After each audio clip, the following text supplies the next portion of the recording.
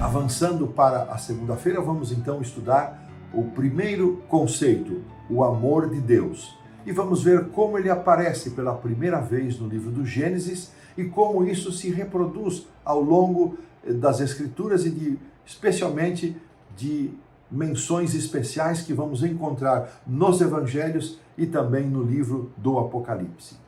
O autor começa dizendo que entender a natureza do amor de Deus, embora nunca possamos chegar à compreensão plena e total desse amor, porque nós somos humanos, finitos, pecadores, Deus é santo, é infinito, é todo-poderoso, jamais vamos conseguir compreender a totalidade deste amor de Deus, mas entender o amor de Deus ou a natureza desse amor, tanto quanto nos é possível pela revelação da Bíblia, o autor afirma que é uma chave importante para compreender a profecia. Interessante isso, eu nunca tinha pensado quão importante é você compreender a revelação do amor de Deus como sendo um princípio para a compreensão das profecias. Como a gente aprende estudando a lição da escola sabatina, um dos temas primordiais do grande conflito é o amor. Ellen White, na série O Grande Conflito, ela inicia no livro Patriarcas e Profetas com a palavra amor,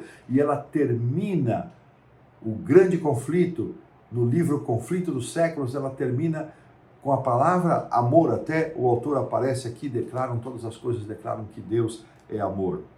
E vamos ver então como a palavra amor apareceu pela primeira vez na Bíblia, como ela aparece nessa primeira vez, de acordo com o relato de Gênesis 22, 2, e o que essa história nos ensina sobre o amor de Deus, conforme podemos vê-la repetida ao longo da palavra de Deus. Muito bem.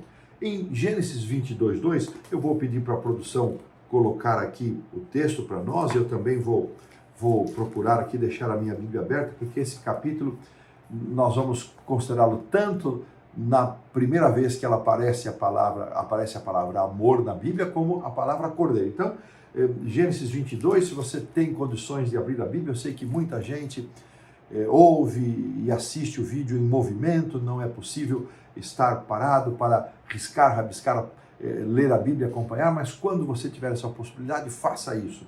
Então vamos aqui para o Gênesis 22, 2, onde vamos ler o seguinte, a produção vai colocar para nós.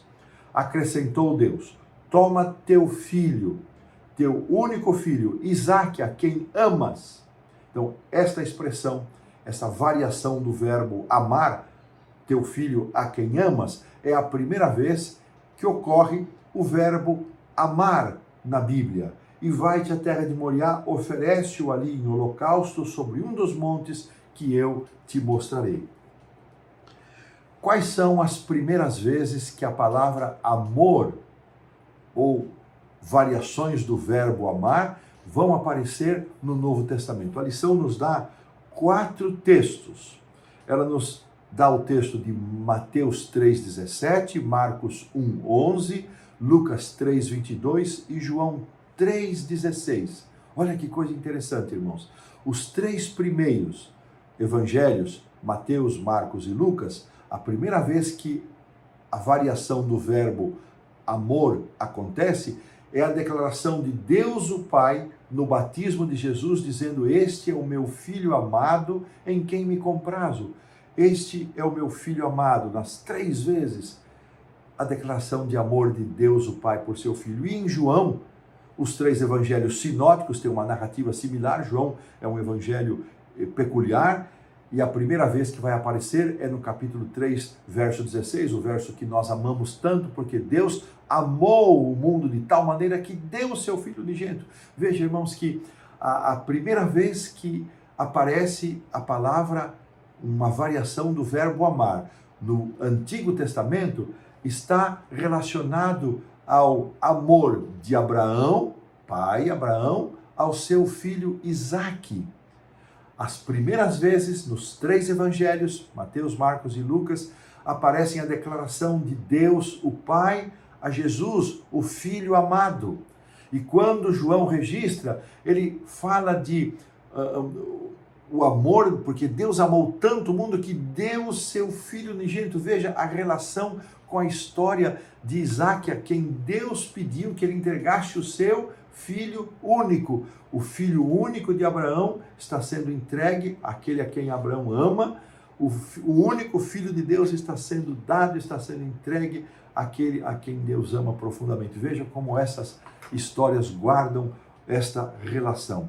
Assim, consideramos que a história aqui de Gênesis 22 não é só uma história, não é só um teste que provou o amor de Abraão por Deus, que demonstrou o amor de Abraão por Isaac. Ele também nos revela o grande amor de Deus pela humanidade. Quem nos ajuda a entender isso é Ellen White, no livro Patriarcas e Profetas, página 122, deixa-me localizar aqui.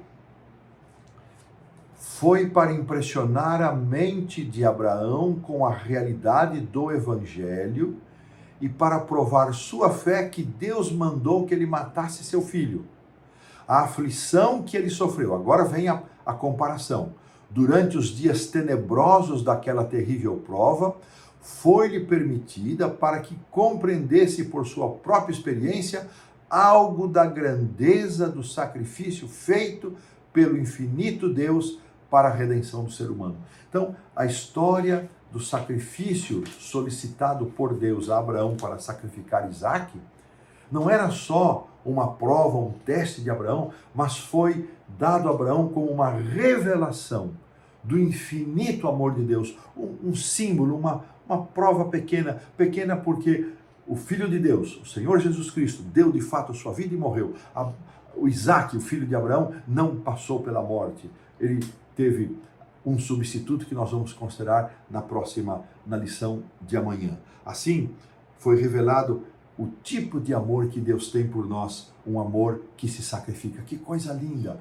E isso não muda ao longo de todo o Antigo Testamento, ao longo de todo o Novo Testamento, a demonstração de um Deus que nos ama, de um Pai que nos ama, a ponto de dar o seu Filho unigênito, seu único Filho, o seu Filho inigualável para a nossa salvação. É o retrato deste Deus que nos ama, este Deus que nos sacrifica. E assim pomos um ponto final na lição da segunda-feira.